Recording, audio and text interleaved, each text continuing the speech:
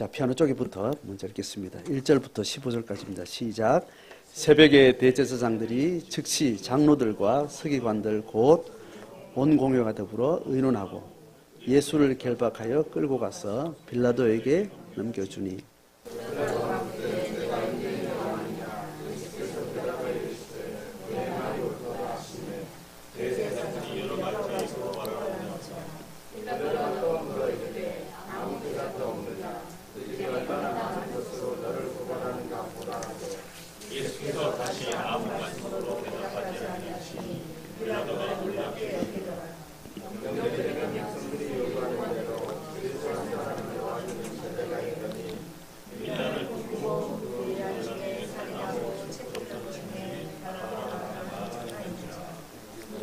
가서 전례대로 하여 주기를 요구한대. 빌라도가 대답하여 이르되 너희는 내가 유대인의 왕을 너에게 놓아주기를 원하느냐 하니 이는 그가 대제사장들이 시기로 예수를 넘겨준 줄 알미러라. 그러나 대제사장들이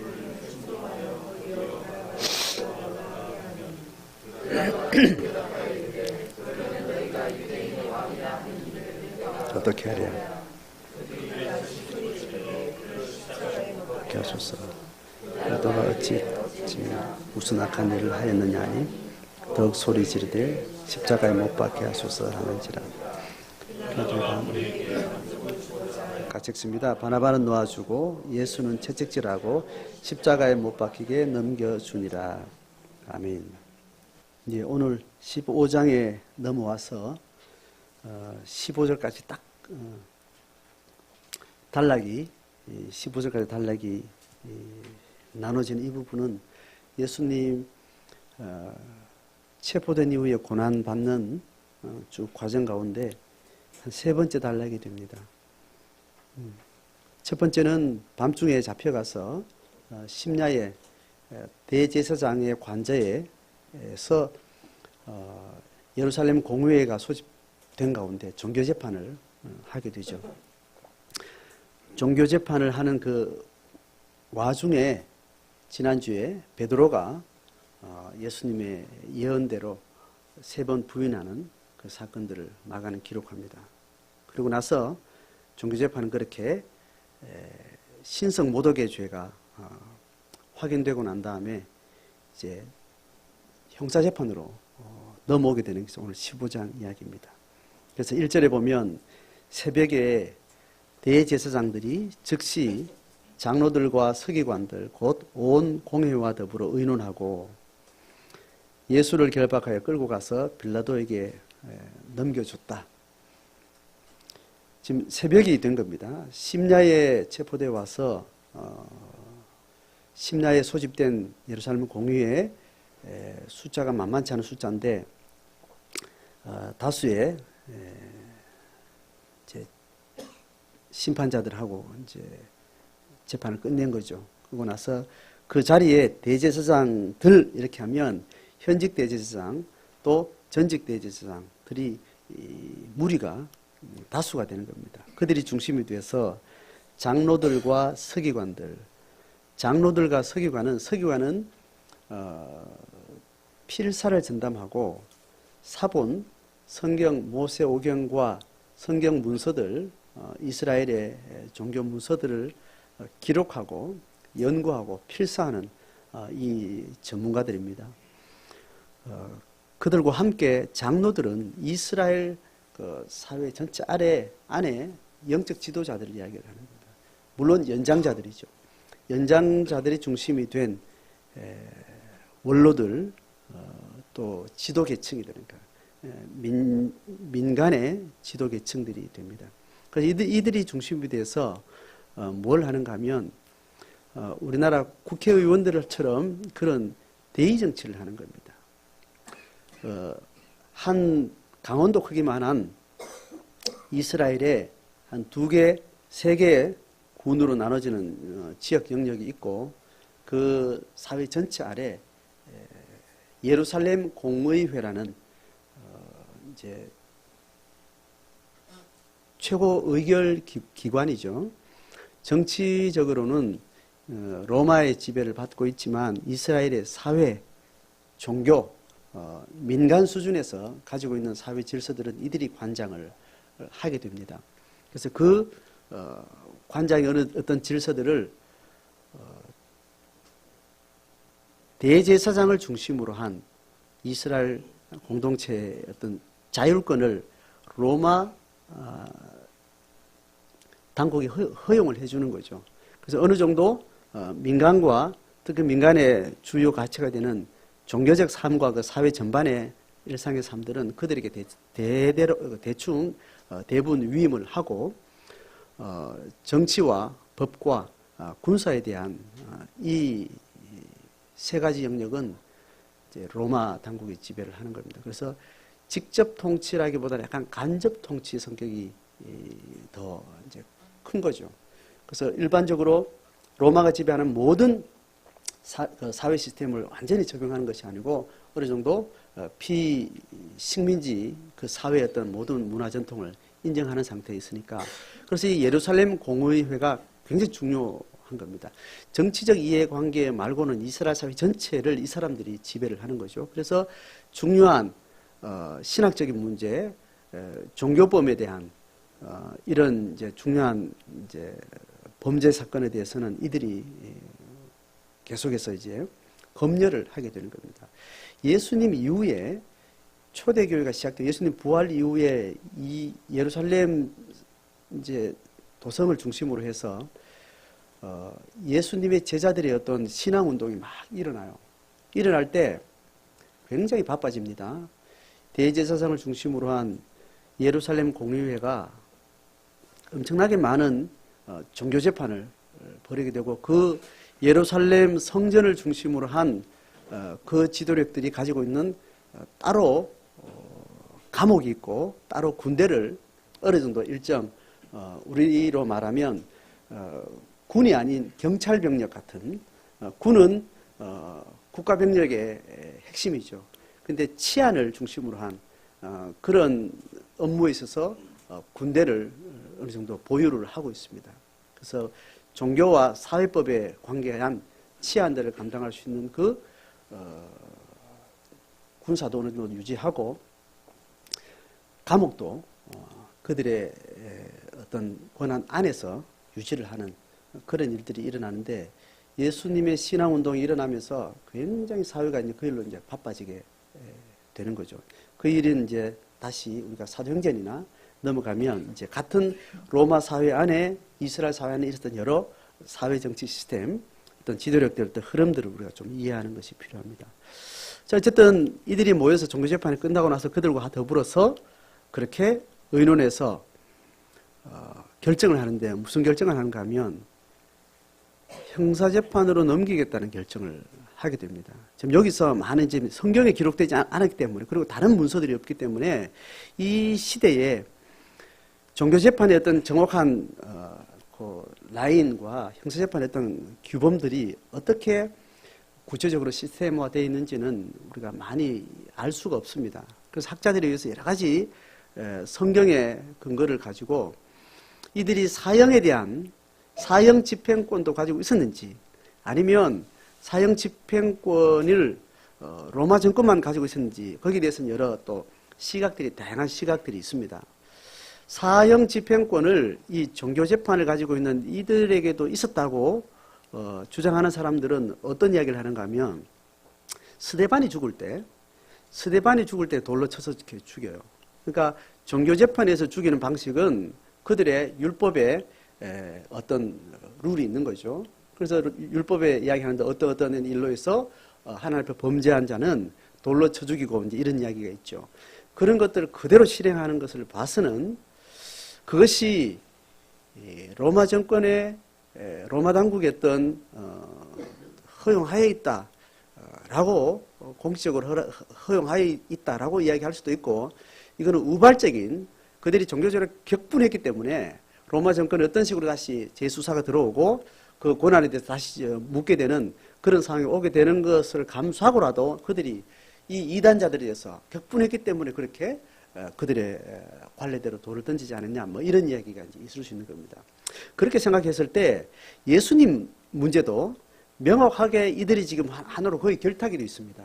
결탁이 되어 있는데 그 자리에 신성 모독이라 하고 대제사장 옷을 찢을 정도로 명확한 어떤 신학적 근거를 가지고 정죄를 했습니다. 그런데 왜 이들은 의논을 해서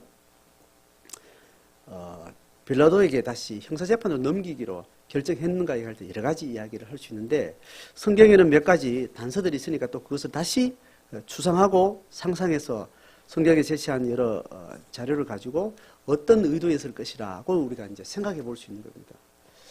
문제는 뭐냐면 이걸 다시 이제 이렇게 생각하는 이유는 뭐냐면 처음에 예수님을 종교재판에서 신문할 때 처음에 고발한 것 가지고 합의가 안 된 겁니다. 그래서 지난주 제가 어느 정도 설명했죠. 공의회 회원 중에도 다수는 대제사장들처럼 주관적으로 어쨌든 쟤는 죽게 될 대상이라고 자기들 프레임에서 결정하고 나서 죄를 만들어가는 방식으로 종교재판을 하는 이들의 마음이 합세한 사람들은 거짓 증인을 세우는 것에 대해 사실성보다는 거짓 증언 자체를 문제없다고 전제하고 거짓 증언들 가지고 법적인 문제를 이제 삼아서 정죄를 할 수 있는 겁니다. 그런데 예수님의 죄에 대해서 다시 호감을 가지고 예수님 저거 죽일 죄인가? 예수님이 저 말을 해도 예수님이 전반적으로 메시아로서 어떤 타당한 지위를 가지고 있다면 대제사장들의 그 마음들을 반대하는 마음들은 그 재판 과정에서 증인들의 사실성에 대해서 문제 제기를 한 겁니다. 그래서 어쨌든 시비가 생겼기 때문에 거짓 증인들의 말이 예수님이 했던 말임에도 불구하고 그것이 증인으로 증거로 채택되는 데 있어서 사실성이 부적합했기 때문에 안 됐다는 겁니다. 이런 부류가 있다면 하물며 군중들은 예수님을 죽일 계략을 세운 주체들이 아니에요. 아니에요. 그죠?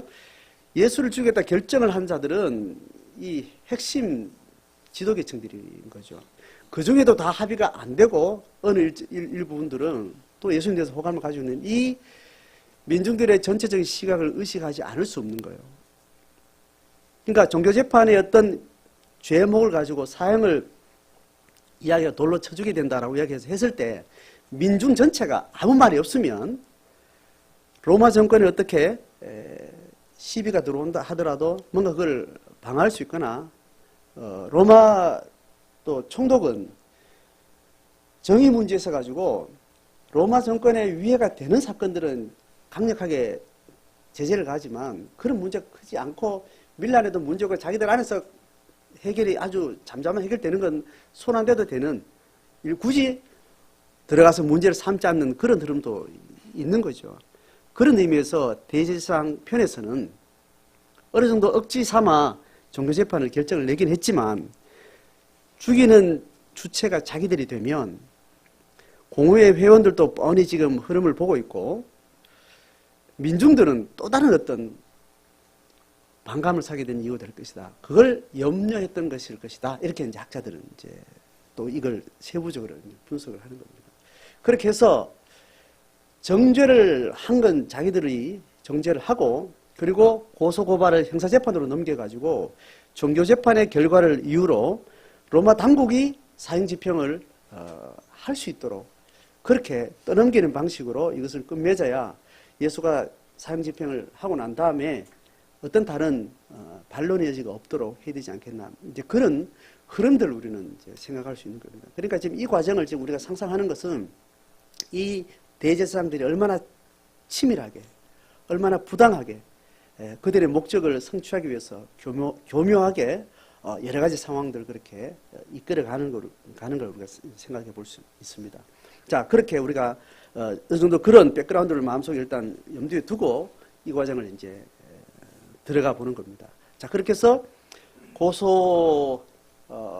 고발장이 들어가고 재판을 하게 되는 이제 상황까지 이제 오게 돼서 형사재판은 총독 빌라도가 이제 재판관에 대해서 이제 집행을 하게 되는 겁니다. 자, 그게 2절부터 바로 시작됩니다. 어떤 제목으로 고발했는지는 다른 설명이 없는데 빌라도가 바로 신문한 이야기를 바로 지금 마가는 기록해요. 2절 같이 읽어봅니다. 시작. 빌라도가 묻되 너가 유대인의 왕이냐? 대답하여 이르시되 너희 말이 옳도다 하시매. 뭐라고 물어요? 네가 유대인의 왕이냐? 이렇게 묻는 겁니다. 자, 유대인의 왕이라는 이 문제를 가지고 아마 가장 중요한 죄목으로 설정을 했을 겁니다.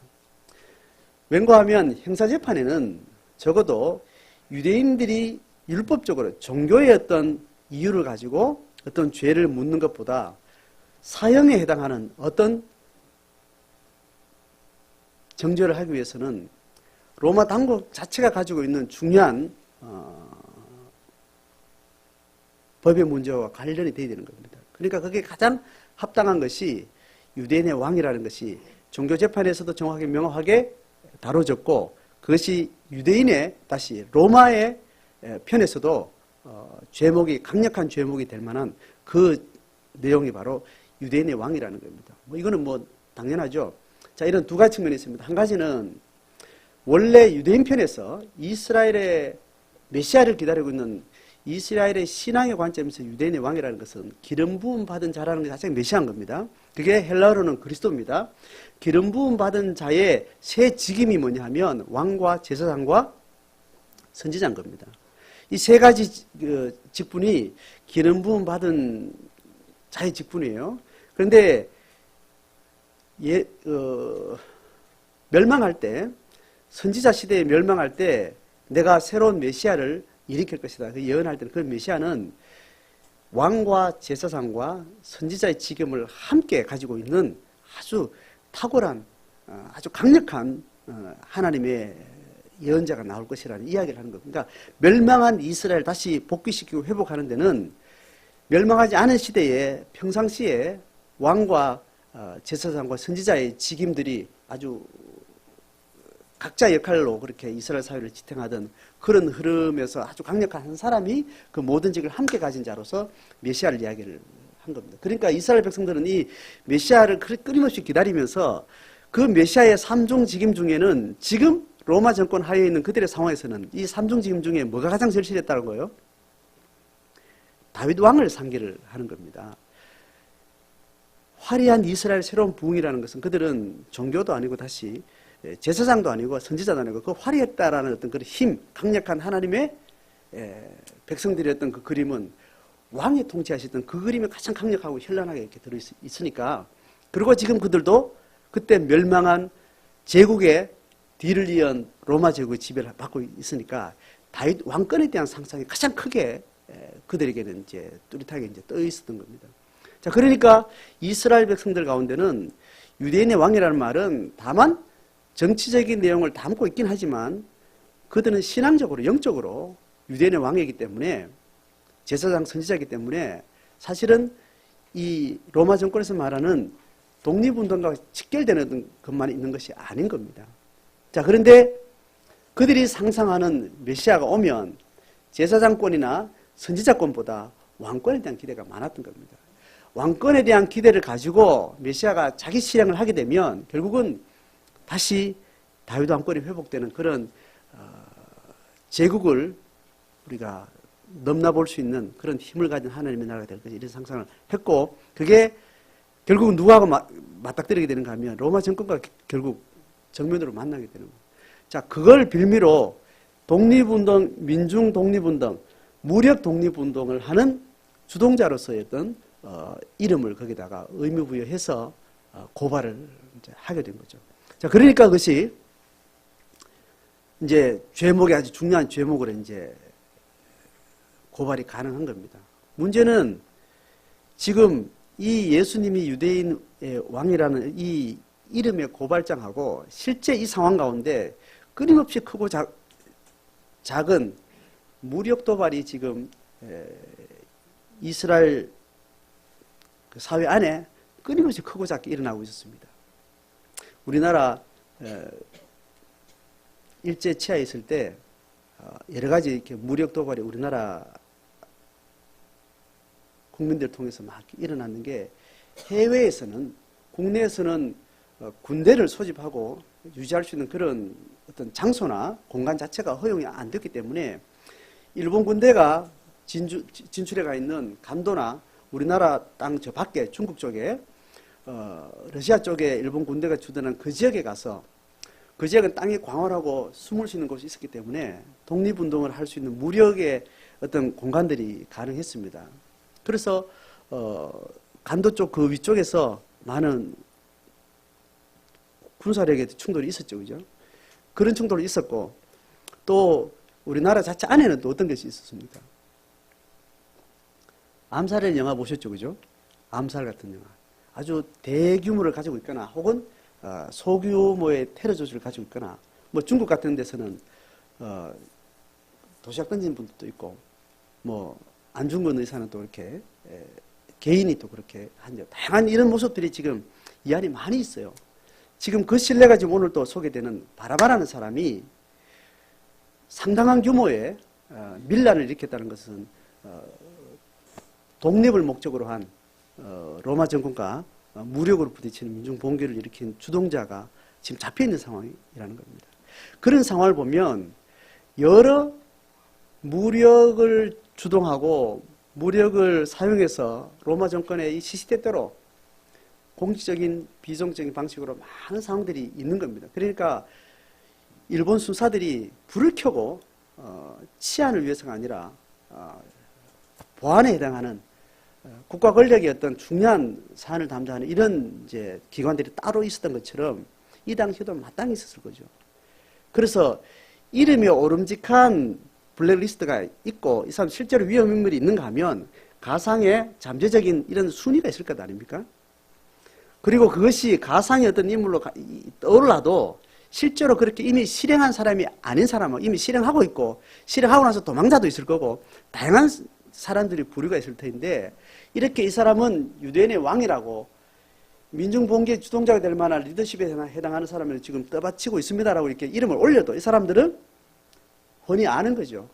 이미 어떤 무력을 가지고 어떤 실행한 경력이 있는지 이미 엄청난 시간 동안 3년이라는 시간 동안 수만의 군중들을 끌고 다녔으면 이 사람이 성분이 어떠한지 이미 다 조사가 됐고 훤히 아는 이야기일 거예요. 그 뒤에 지금 어떻게 이야기하는가 하면 결국은 종교 지도력의 싸움이라고 지금 이 빌라도는 판단하고 있는 겁니다. 이 사람은 밀란을 일으킬 만한 그런 주동인물이 아니고 종교적인 어떤 주도권을 가지고 싸우는 지금 이스라엘 백성들의 흐름 가운데 이 기득권을 가지고 있는 대제사장 측에서 시기를 한 문제다. 이렇게 이미 판단을 훤히 하고 있는 거고 사형을 시킬 만한 어떤 죄도 신학적으로 문제가 되는데 그들 안에서 어떻게 해결하면 모르지만 우리한테 넘겨서 빌라도한테 넘겨가지고 로마의 법에 의해서 이 사람을 죽이라고 말하는 것은 우리의 법질서를 부정하게 만드는 그런 상황이 되는 거니까 빌라도는 상당히 입지가 곤란한 상황이죠. 자, 그런 의미에서 지금 유대인의 왕이라는 죄명을 가지고 왔으니까 이제 신문을 하니까 예수님의 대답이 뭡니까? 너희 말이 옳도다 이렇게. 자, 이건 좀 설명을 제가 해야 될까 말아야 될까 지금 생각하는 이게 해석에 큰 어떤 흐름이 있는 건 아닌데 번역에 문제가 좀 있는 겁니다. 이게 헬라어 원문으로 제가 이제 본문을 지금 사실적으로 제가 지금 풀어가니까 이야기도 좀 해야 될 필요가 이제 있다고 생각하는데 번역상 헬라어 원문상으로는 직역하면 이거요. 너의 말이 옳도다 이렇게 돼 있죠, 그죠?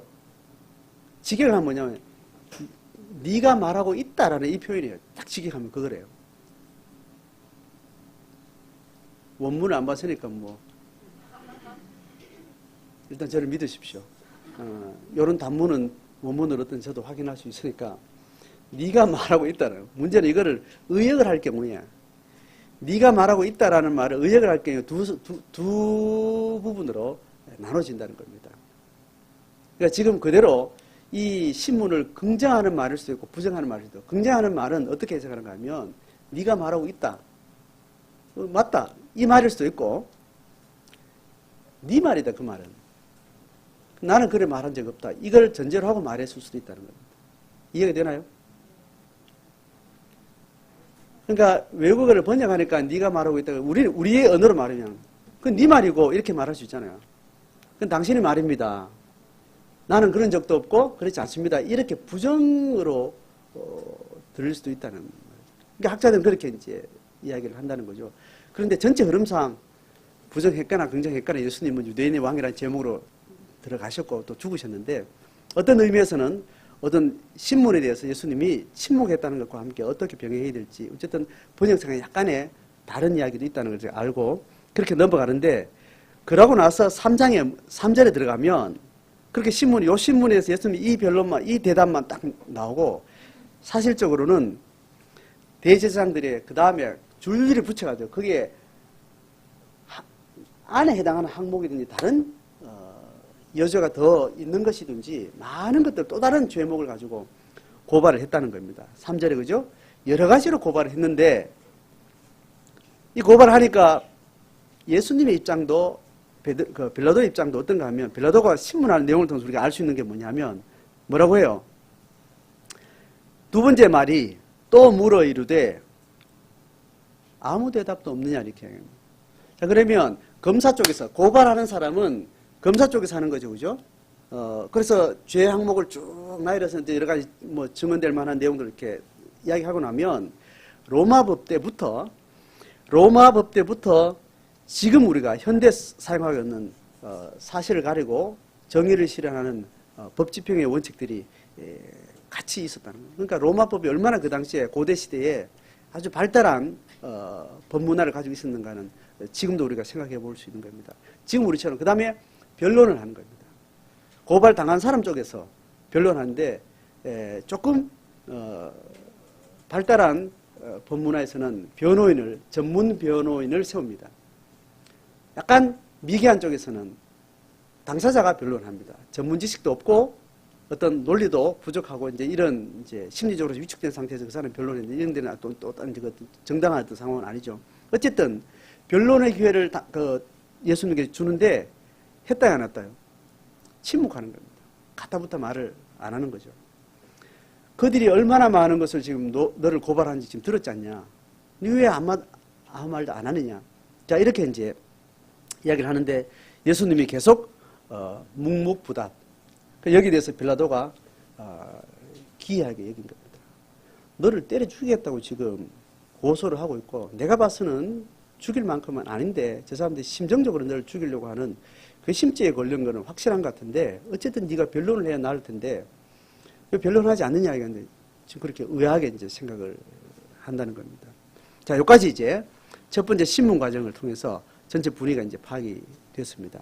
자, 이제 6절부터는 또 다른 이제 상황이 나옵니다. 6, 7절을 같이 읽습니다. 시작.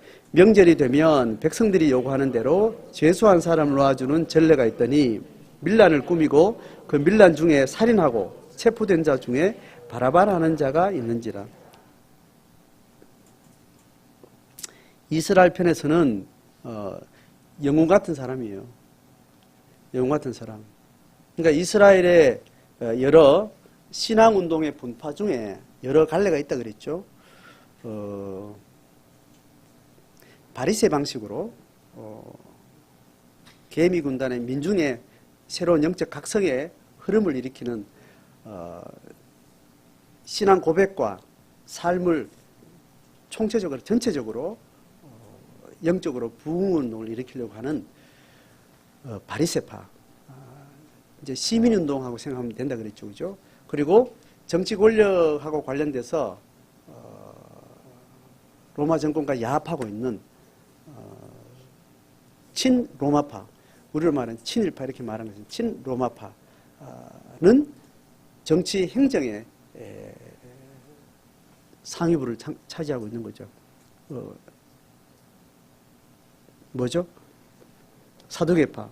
그리고 나서 많은 사람들은 동의를 어느 정도 하고 있지만 저거는 아니다고 생각할 만큼 열심당원들이 있는 겁니다.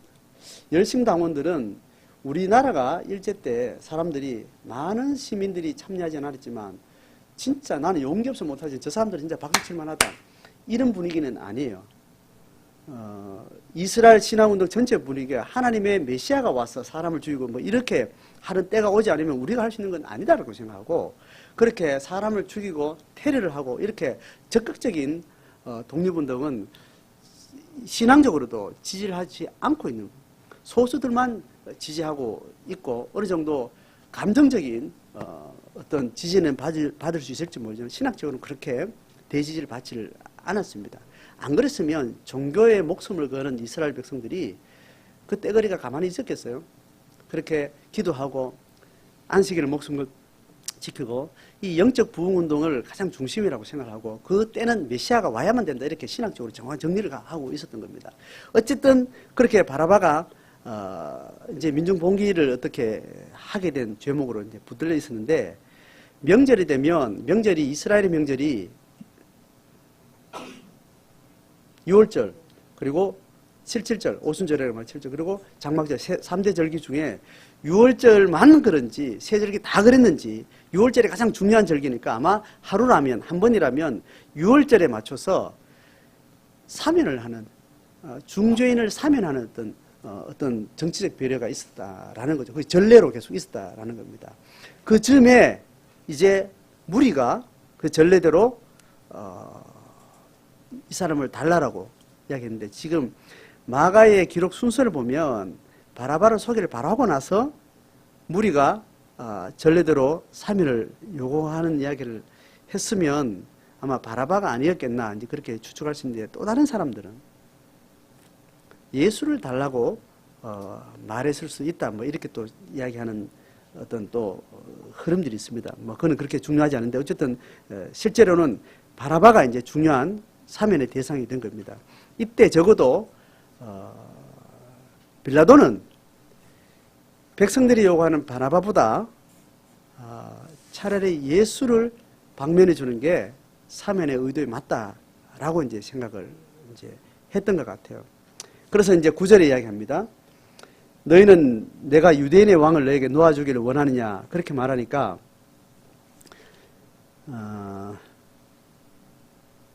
이 본문이 제가 방금 이야기한 백성들이 바나바를 달라고 요구를 했거나 아니면 예수를 달라고 했거나 두 가지가 다 가능한 것은 뭐냐면 8절에 이렇게 말하면 무리가 나가서 전례대로 한 사람을 풀어달라고 이야기했는데 그게 바라바인지 예수인지 모르겠다는 겁니다. 왠가하면 뒤에 빌라도가 이렇게 말하는 겁니다. 내가 유대인의 왕을 놓아주기를 원하느냐 이 질문한 거는 그 요구하는 사람이 있으니까 물었던 거고 왜냐하면 유대인을 죽이기로 간절히 원하는 자들은 민중 전체가 아니고 누구라는 거예요? 대제사장들의 괘씸죄라는 걸 지금 알고 있는 겁니다. 그래서 그 말을 했다고 지금 말하는 겁니다. 10절에 보세요. 이는 유대인의 왕을 내가 풀어줄까요? 이렇게 물었던 거는 그가 대제사장들이 괘씸죄로 시기로 예수를 넘겨준 걸 알기 때문에 민중들한테 물으면 예수를 풀어달라고 이렇게 말할 수도 있다는 걸 간파를 했으니까 이렇게 물은 거 아닙니까? 그런데 방향은 어디로 갔는가 하면 대제사장들이 자기들이 충실한 예수를 정죄하는 쪽으로 누굴 충돌했다는 거예요? 무리를 충동했다는 겁니다. 그러니까 지금 무리들도 여러 가지 양쪽의 흐름이 있지만 적어도 무리는 예수를 정죄하지 않는 쪽에 있는 흐름도 있었다는 거죠. 그런 여러 가지 복합적으로 지금 있는 겁니다. 좀 이렇게 감이 오시죠? 자, 그렇게 생각해서 예수를 넘긴 줄 알고 그렇게 했는데 대제사장들이 충동시켜가지고 민중들이 결국은 바라바를 선택을 하게 됩니다. 자, 보세요. 그러니까 빌라도가 다시 묻습니다. 빌라도는 또 다른 목적이 있는 겁니다. 예수를 결국은 풀어줘야 된다는 겁니다. 예수를 정죄하면 그들의 종교적인 목적, 그 이유를 가지고 그 정치 지도자들의 입맛에 맞춰줄지 모르지만 자기가 아무리 봐도 로마의 법의 정의에서는 결코 십자가에 죽일 죄목은 아닌 겁니다. 이 재판을 자기가 예스로 판단을 해버리면 자기는 법의 질서에 대해서 자기는 잘못하게 되는 거예요. 이게 나중에 문제가 되면 문제가 될 수 있는 문제가 되거든요. 그래서 어떻게 하든지 빠져나가려고 하는 게 지금 빌라도의 마음입니다. 근데 지금 그 정치 지도자들, 군중들의 어떤 요구에 또 불응하게 되면 또 다른 정권에 대한 반발이나 어려움들을 지금 갖게 되면 그건 정치적으로 또 굉장히 큰 부담을 져야 되는 겁니다. 이제 그런 두 가지 상황 가운데 지금 빌라도는 어떻게 하든지 사면권의 어떤 그런 기회를 가지고도 예수를 풀어주려고 이야기하고 있고 대제사장들은 민중들 충돌해서 저렇게 하늘에 불을 내릴 정도로 엄청난 능력을 가졌다고 이렇게 따랐던 그 메시아라는 작자가 이렇게 붙들려가지고 말 한마디도 제대로 저렇게 무기력한 저런 인간을 두고 너희들이 무슨 메시아라고 기대할 수 있느냐, 이렇게 충돌해서 차라리 칼 들고 나선 바나바가 낫지 않냐, 이렇게 충돌을 할 가능성이 충분히 있는 거죠. 그래서 결국은 모든 참여한 군중들은 예수를 십자가에 못 박고 바나바를 사면하는 걸로 방향이 완전히 이렇게 틀어지는 상황이 된 겁니다. 빌라도는 마지막까지 이렇게 이야기합니다. 14절에 십자가에 못 박혀달라고 이야기하니까 어찌 미냐, 무슨 악한 일을 했느냐. 악한 일이 없다는 거예요. 왕이란 이름 네임밸류가 붙어가지고 뭐 블랙리스트에 올라갈 만한 군중들을 그렇게 끌어모으고 이렇게 엄청난 영향을 끼친 건 맞지만 어떤 상황을 봐서도 무력을 일으키는 증거도 없고 아직 그런 상태는 없었는데 죽인다까지 하는 거는 이거는 부당하다는 이야기까지 이제 하는 겁니다. 자, 이런 상황에 결국은 빌라도는 어떤 결정을 하는가 하면 아주 부당한 결정을 합니다. 그 부당한 결정이라는 것은 사실하고도 맞지 않고 로마 법의 정의에도 맞지 않는 사형언도를 내리고 자기 정치적 입장과 총독으로서 자기 직임을 하고 있는 동안 많은 위험성에 대해서 자기한테 유익한 것을 이렇게 선택을 하게 됩니다. 자, 그래서 오늘 대제사장과 함께 야합한 군중들하고 또 빌라도가 서로 자기 유익을 위해서, 자기 목적을 위해서 모든 것들을 끌어모아다가 자기 목적을 관철시키는데 결국은 함께 합의를 한 결과가 예수를 형사재판에서 사형언도를 내리는 것으로 결론을 맺게 됩니다. 자, 그래서 더욱 소리질러 십자가에 못 박혀서 두 번이나 이제 그 사람들이 이제 크게 소리를 지르고 15절에 가시겠습니다. 시작. 빌라도가 무리에게 만족을 주고자 하여 바라바는 놓아주고 예수는 채찍질하고 십자가에 못 박히게 넘겨주니라. 빌라도는 무리에게 만족을 준 것이 결국 누구에게 만족이 된 겁니까? 자기한테 만족이 된 거죠. 정치적 목적에 만족이 된 거고, 뭐가 상해진 거예요? 예수 그리스도의 생명이 짓밟히게 된 것. 또 그리고 또 로마의 법으로 이어가려고 했던 정의에 대해서, 공정한 판단에 의해서 이루어질 법의 정신은 완전히 이제 빌라도에 의해서 이제 포기가 되어진 겁니다. 그 결과물로 예수님은 이제 사형 집행 과정으로 이렇게 넘어가게 된 거죠. 예수님의 죽음이라는 것이 어떤 의미를 가지고 있는가 했을 때 예수님의 죽음을 만든 이 사형을 집행하는 그 이전 이 법 재판했던 과정에서도 결국은 예수님을 죽음으로 결정을 하게 된 과정들은 다 자기 목적을 이루려고 하는 권세와 자기 목적을 이루려고 하는 종교와 정치의 목적에 야합한 사람들의 어떤 합의된 결론에 의해서 예수님 십자가에 못 박히게 된 겁니다. 인간의 죄 때문에 예수님이 돌아가시기도 했지만 돌아가시는 과정 가운데도 결국은 인간의 탐욕과 인간의 죄성의 합작에 의해서 결국은 공권력으로 예수님의 십자가 처형이 이렇게 결정이 이제 된 거죠. 자, 오늘 이 과정을 보면서 우리가 예수 그리스도의 십자가의 걸음과 예수 그리스도를 십자가로 내몰았던 이 군중들과 대제사장 종교 지도자들 그리고 빌라도 이제 이들이 가고 있는 흐름과 예수님의 가고 있는 그 흐름이 같이 나란히 대별이 되는 겁니다. 빌라도는 종교에 관계없는 사람이고 대제사장들과 또 백성들은 종교에 심취된 사람들입니다. 우리가 종교에 관여하든지 안 하든지 기독교 신앙을 빌미로 하든지 안 하든지 우리가 살아가는 삶의 방식은 하나님을 떠나서 자기 목적을 향해서 여러 가지로 우리는 자기 삶을 경영하게 되는 거죠. 그리고 그 각자의 자기 목적을 해서 걸어가는 그 삶은 여러 가지 모양으로 합의를 이루어가면서 이 사회는 그렇게 갈등과 합의들을 여러 가지 모양으로 만들어가면서 이 세상이 이제 흘러가게 되는 겁니다. 이 모든 합의적인 흐름과 상관없이, 그 합의와 갈등에 상관없이 예수님이 걸어가던 이 걸음은 십자가와 생명을 향한 걸음이었던 겁니다. 이 예수 그리스도의 죽으심을 우리의 영적인 중요한 사건으로 받아들이고 우리가 그 길을 걸어가고 우리는 그 세계에 우리가 발을 들여놓고 나서는 우리는 뚜렷하게 우리가 살아가는 삶의 이 두 축을 구별할 수 있어야 됩니다. 예수의 길을 따르겠다라고 결정한 사람들은 대제사장들과 민중들과 그리고 빌라도와 같은 사람들, 이 세상 사람들이 만들어가는 자기 삶의 여러 가지 다양한 목적과 형태들의 그 흐름을 포기하고 예수 그리스도의 길을 가겠다라고 결정한 사람들이 예수의 대속 신앙을, 예수의 대속의 은총을 받은 자로서 그렇게 신앙을 결정한 사람들의 삶이에요.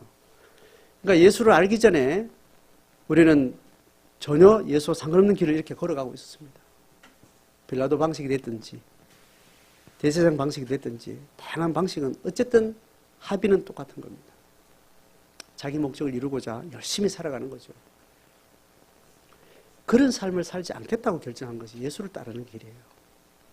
그럼 우리가 예수를 따르는 이 땅에서 삶을 살아가면서 예수를 따르겠다라는 그 길에 명확하게 길을 걸어가는 것이 우리 삶의 목적이고, 그 목적은 끊임없이 자기 목적을 위해서 살아가는 삶의 동기들을 끊임없이 철회해 나가는 방식으로 우리의 삶을 걸어가는 것이 정직한 신앙의 걸음입니다. 문제는 모르는 것이 문제고 알고도 무시하는 것이 문제입니다. 그래서 우리가 자기 신앙을 점검하고 돌아볼 때 내가 이 땅에서 살아가는 삶의 경영의 방식들이 있죠. 예수 없이 살아가는 삶의 방식. 잘 살든 못 살든 열심히든 뭐 게으르든 상관없어요. 자기의 인생을 자기가 경영하든 그런 결정으로 살아가는 방식에서 성공 경험이 있고 좌절 경험들이 있습니다. 그죠? 성공 경험은 성공 경험대로 우리를 삶을 계속해서 살아가게 하는 힘을 계속해서 만들어 갑니다. 좌절 경험은 그러한 삶을 좌절시킬까요? 아니면 그 반대일까요? 자아실현이라는 이름으로 자기 인생을 격려하는 자기 삶 가운데 성공 경험보다 좌절 경험이 더 많을 수 있습니다. 그 좌절 경험은 좌절로 끝이 안 납니다. 또 다른 성공 경험을 하는 새로운 발판이 되어서 끊임없이 좌절 경험이 많은 사람일수록 더 악착 같은 성공 경험에 매달릴 수도 있고, 좌절 경험은 좌절 경험으로 끝날 수도 있어요. 그래서 그것은 외향적이냐 내향적이냐 성격일 뿐이지 어쨌든 자기 인생에 묶여있는 삶인 겁니다. 열심히 좌절을 성공으로 전환하려고 하는 열심히 사는 삶이나 좌절했기 때문에 좌절에 묶여가지고 그냥 포기하고 가는 삶이나 어쨌든 그 삶은 그 안에 지배를 받는 거예요.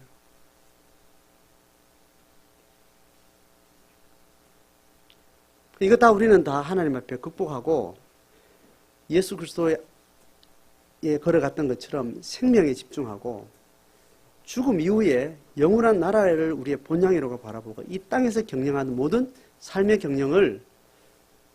경영에 대해서 무저항의 방식으로 비폭력의 방식으로 상대하는 방식이 신앙의 방식입니다. 자, 여기까지 논리적으로 지금 따라오고 있죠, 그죠? 따라오고 있으면 내가 이 땅에서 어떤 형태든지 내 나름대로 삶을 추구하는 방식이 있으면 이 땅에서 어떤 목적을 이루기 위해서 그 삶의 방식을 성공한 사람은 성공한 사람들에게 자랑이 되죠. 그 자랑을 자랑하는 것이 신앙의 예수에 걸어가는 길에서 합한 일입니까? 부합한 겁니까? 네? 이 땅에서 성공한 것을 내가 자랑하거나 그걸 프라이드로 느낀다든지 그것을 드러내고자 하는 것은 예수를 따라가는 방향과 합한 일이에요? 부합한 일이에요? 부합한 일입니다.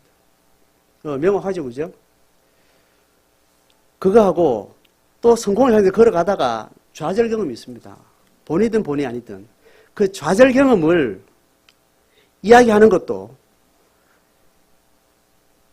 이야기한다는 말은 그 좌절 경험이 긍정적이든 부정적이든 그 삶을 지배하는 힘이 되고 있다면 그게 예수를 따르는 길에 합한 일이에요, 부합한 일이에요? 부합한 일입니다. 내가 내 삶의 목적에서 그래가 성공했는 것을 집중하는 것도 결국 지금 여기서 말하고 있는 유대인들이 대제사장과 백성들이 결정한 또 빌라도가 결정한 어떤 자기 목적에서 걸어가는 동안 성공해 나가는 것도 부합한 일이고 좌절된 일들 때문에 좌절하는 것도 부합한 일이고 그러니 그리스도를 따르는 비폭력의 삶은 무저항의 삶이라는 것은 이 땅에서 성취한 삶에 매이는 것도 부합한 거고 실패한 삶에 매이는 것도 부합한 거예요. 그러니까 이 땅의 어떤 증거로 우리가 기뻐하는 일이 신앙의 일이 아닌 거죠. 이 땅의 어떤 일로 해서 좌절하는 일도 신앙의 일이 아닌 거예요. 그러니까 좌절하는 상처를 이야기하는 것도 자기 욕망이고 자기 목적을 성취하기 위한 그 힘도 자기 욕망이라는 거예요. 사단은 양면성을 다 가지고 우리를 지배하는 겁니다.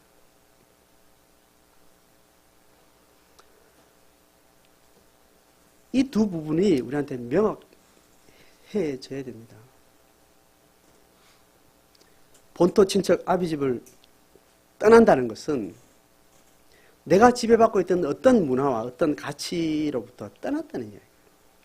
그게 나를 죽음으로 나를 결론을 지어도 그게 나를 영향을 준다 안 준다? 주지 않는 거예요.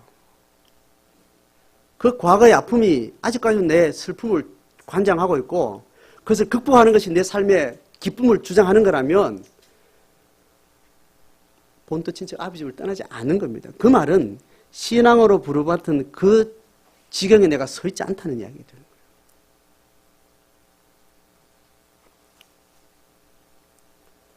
인간은 인간에게 이 질문을 할 수 없습니다. 그러나 주님은 이 질문을 우리에게 할 수 있는 거죠. 그죠? 우리가 인간의 언어로 누군가에게 이 말을 할 수 있다는 것은 내 말을 그리스도 이름으로 듣겠다, 성령의 음성을 듣겠다는 사람한테만 말할 수 있는 겁니다. 그게 합의되지 않은 상태에서 이 말은 굉장히 위험한 말이죠. 이 실수를 누가 잘한다고요? 예? 목사가 잘합니다. 성도들 잘 안 해요. 신앙적으로든 인간적으로든 그 말은 무리한 일이라고 생각하기 때문에 그 육을 배려하는 게 아니라고 생각하기 때문에 그런데 어떤 면에서는 영을 배려하면 그 지독한 말을 해줘야 되는데 그가 받아들일지 받아들이지 않을지 확인되지 않는 상태에서는 굉장히 위험한 말이 되는 거죠. 예수님이 걸어가셨던 무저항과 비폭력의 이 삶이라는 것은 우리가 안고 살아가는 그 많은 삶에 있어서 어디에도 매이지 않는 내가 본토 친척 아비 집을 떠났는가를 자기가 질문할 수 있는 질문이 되는 겁니다. 묵상 일기를 쓰자고 제가 제안을 하면서 상호목양에 대한 이야기를 계속 강조를 합니다. 상호목양. 첫 번째는 내 스스로를 목양해야 돼요. 목사의 사역 대상의 1호는 자기 자신입니다. 영적 지도력의 가장 첫 번째 지도력의 대상은 자기예요. 자기 자신을 영적으로 잘 목양을 해야 됩니다. 그 누가 해요? 성령이 한다 그러죠. 주님이 목양입니다. 목양의 주권자이죠. 근데 스스로 성찰하거나 함께하는 사람이 함께 옆에서 도와줄 때 성령의 인도를 잘 받을 수 있는 거죠. 그 목양을 주님의 인도를 성령의 인도를 받아가는 그 삶이 우리가 예수를 따르는 길인데 그 일을 잘 따라가려면 우리가 말씀 앞에 늘 서야 되고 그것을 서로 잘 해주기 위해서 셀 그룹을 통해서 지체들과 이렇게 나누는 겁니다. 나누면서 지체를 상대하는 것은 내 눈에 보이는 상대를 하지만 사실은 누굴 상대하는 거예요? 성령과 그리스도를 상대하는 거예요. 그리스도는 성령은 골방에서 나를 만나주지만 또 지체를 통해서 나를 더 섬세하게 만나주는 겁니다. 외향적인 사람은 외향적인 자기 내 안에 자기 내면의 울림을 가지고 내향의 프레임을 가진 어떤 그런 정서적 기제를 가지고 자기 안에 계속 성찰을 해요. 외향적인 사람은. 그런데 내향적인 성향을 가지고 자기를 관찰하는 어떤 틀도 자기 안에 없습니다. 그 측면으로 나를 새롭게 볼 수 있는 시각은 누굴 통해서 가능한 거예요? 내향적인 성향을 통해서 내가 내향적인 성향에서 입장을 볼 때 내 언어나 내 말이나 내 삶의 방식은 다르게 보여지는 겁니다. 그래서 내 스스로 안에 내가 가지고 있는 틀을 가지고 나를 성찰하는 한계가 골반 안에서 충분히 또 가능하죠. 그런데 또 다른 시각으로 또 다른 방향에서 나를 봐주는 방식은 또 다른 지체의 성향과 그들의 기질과 그의 안목을 통해서 나를 볼 때 그를 통해서 성령이 내게 깨우치는 것들이 있는 거죠. 어쨌든 상대방을 통해서 나를 보든지 내 스스로 나를 성찰하는지 누굴 보는가 하면 그리스도와 성령 앞에 내가 계속해서 배워나가는 과정입니다. 묵상일을 쓰자는 목적은 거기 있습니다. 나는 그렇게 내가 골방 생활로는 충분히 내가 하기 어렵고 글을 써서 내가 지체들과 함께 내가 예수 그리스도와 성령의 인도를 받아가는 생명의 삶을 살겠다라고 결정한 사람들이 시작하는 거예요. 그래서 첫 번째는 자기가 잘하는 게 목적입니다. 두 번째는 다른 사람이 잘할 수 있도록 내가 보고 있다는 것만 알게 해주는 거예요. 이해되죠? 누가 이렇게 나를 이렇게 보고 있는 줄 알면 내가 혼자 하는 것보다 자기에 대한 게 더 예민해요, 둔해져요? 더 예민해집니다. 인간은 그래요. 인간의 사고 구조는 그래요. 또 다른 인격체 나를 보고 있을 때 내가 의식하는 의식이 더 선명해집니다. 근데 내 혼자서 멍 때리면 멍 때리는 순간을 감지가 안 돼요. 그러나 자기도 모르게 이렇게 깨구려 그 물에 삶기듯이 누군가 나를 지켜보고 있다는 의식이 있을 때 내 지각이 굉장히 각성된 지각을 잘 유지할 수 있어요. 그런 의미에서 우리가 지체들과 함께 나누는 지체로서 있는 겁니다. 첫 번째 목적은 내가 주님 앞에 이 글을 쓰면서 나를 주님 앞에 계속 말씀에 비춰가는 생활을 하겠다는 거예요. 그래서 내가 할 테니까 누가 날 좀 봐주세요. 이렇게 하는 사람들만 이렇게 같이 하자는 겁니다.